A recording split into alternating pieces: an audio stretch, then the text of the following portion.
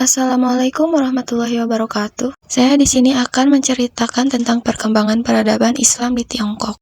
Sebelumnya, perkenalkan anggota kelompok kami yaitu Laisa, Nabila, Adas, dan Faisal. Mari kita bahas satu persatu. Berikut adalah tokoh-tokoh penyebar Islam di Tiongkok. Yang pertama, Sa'ad bin Abi Waqqas, yaitu sahabat Nabi yang membawa Islam ke Tiongkok pada tahun 651 Masehi. Sa'ad datang ke Tiongkok untuk ketiga kalinya sebagai kepala delegasi yang dikirim oleh Khalifah Utsman bin Affan. Yang kedua, Laksamana Cheng Ho, yaitu seorang muslim yang taat yang memanfaatkan ekspedisinya untuk menyebarkan Islam. Cheng Ho membawa banyak ulama dan awak kapal muslim dalam pelayarannya. Yang terakhir, Mahwan, yaitu seorang ahli bahasa Arab dan Persia yang menjadi penerjemah dan penasehat Cheng Ho. Mahwan menulis buku yang berjudul Ying Ya Shengla yang memiliki arti pemandangan indah di seberang samudra saat mengikuti ekspedisi Cheng Ho. Bukti perkembangan Islam di Tiongkok ditandai dengan banyaknya masjid.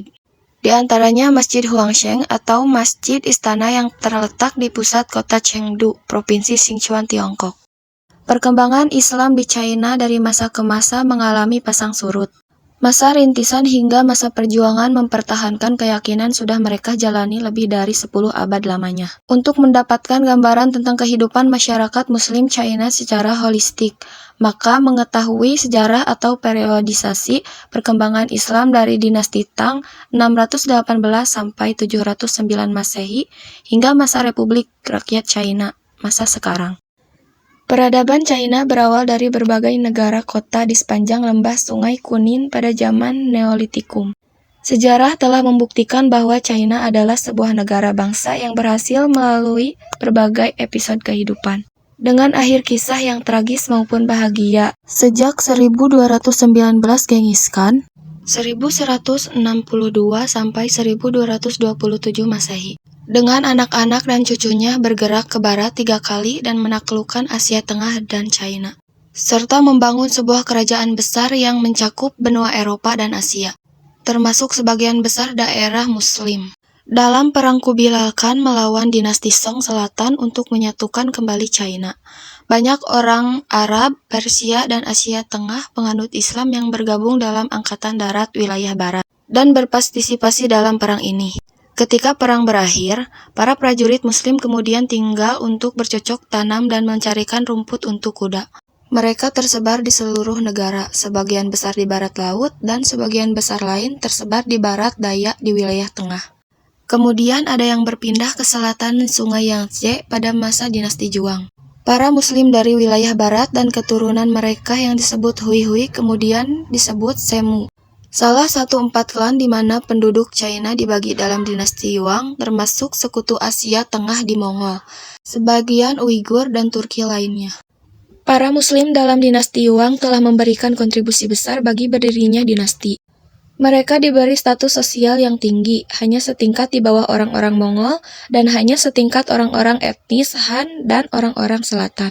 Kelompok orang atas dalam lingkaran Muslim ditempatkan pada posisi-posisi penting oleh penguasa Yuan, dan dalam periode ini beberapa dari mereka menempati perkembangan Islam pada masa dinasti Yuan berhubungan dengan kelahiran dan pertumbuhan etnis Hui. Istilah Hui muncul pertama kali dalam buku Senko Mengshibita pada masa Song Utara 960 sampai 1127 Masehi, merujuk etnis Hui pada masa dinasti Tang.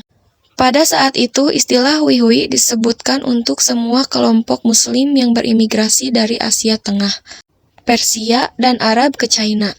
Pada periode awal dinasti Yuan, Muslim yang datang dari rute laut disebut Nanfan Hui, Muslim di selatan.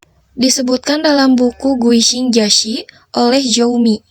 Masa ini, semua etnis Hui mengambil daerah sentral China sebagai rumah mereka, sementara ada banyak lagi di selatan Sungai Yangtze. Pada tahun kedua Kaisar Xianzong, 1252 Masehi, istilah Hui digunakan dalam sensus resmi dan Hui kembali menjadi nama khusus etnis Muslim yang tinggal di wilayah China dalam dinasti Yuan.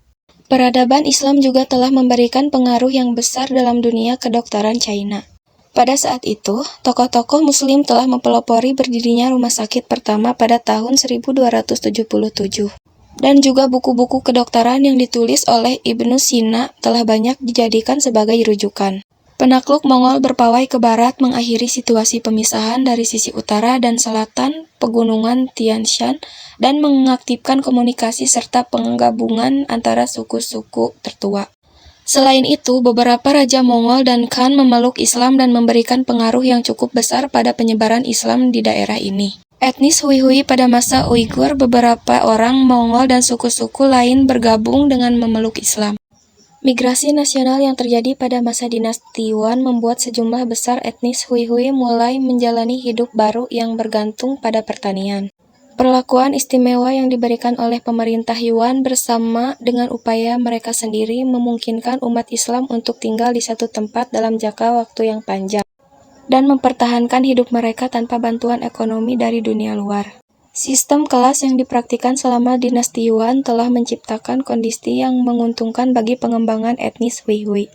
Mereka menikmati hak istimewa tertentu dalam beberapa aspek, seperti bekerja dalam pemerintahan, membayar pajak lebih rendah, dan mengikuti ujian kekaisaran.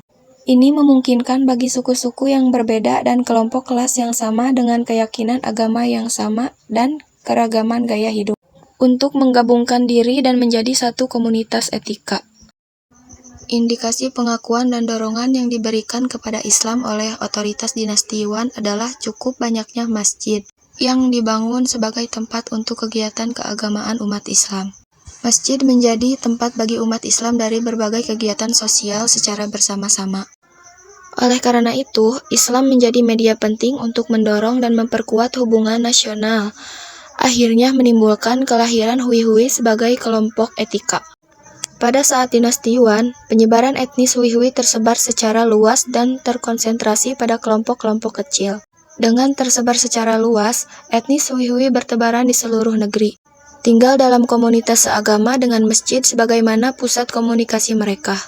Karakteristik unik dari penyebaran biografis etnis Hui-Hui berbeda dari semua kelompok minoritas lainnya, yang telah banyak melakukan hal yang sama dengan lingkungan khusus di mana etnis Hui-Hui telah hidup pada dinasti Yuan. Para penguasa Yuan melakukan sikap toleransi dan perlindungan terhadap semua agama. Islam berkembang pesat pada saat itu.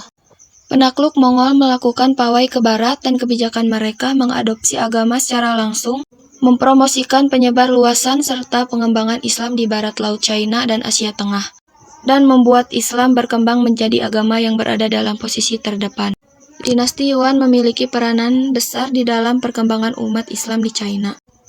Pada zaman inilah terjadinya peralihan atau migrasi umat Islam secara besar-besaran ke pedalaman China. Sebagian besar dari tentara Mongol terdiri dari umat Muslim dari suku Dongha. Hampir dari semua jenderal dan pengganti Uday Khan adalah orang-orang Islam. Kondisi umat Islam pada masa dinasti Yuan sangat dihormati dan menduduki jabatan strategis di dalam pemerintahan Kekaisaran Mongol. Kemudian pada masa dinasti Ming 1368 sampai 1644, peranan umat Islam sangat banyak dan mencolok di berbagai aspek, seperti bidang politik, pertahanan, bidang maritim atau pelayaran, bidang sosial, pendidikan, dan ilmu pengetahuan. Sekian informasi yang kelompok kami dapatkan. Kurang lebihnya tolong dimaafkan. Terima kasih. Wassalamualaikum warahmatullahi wabarakatuh.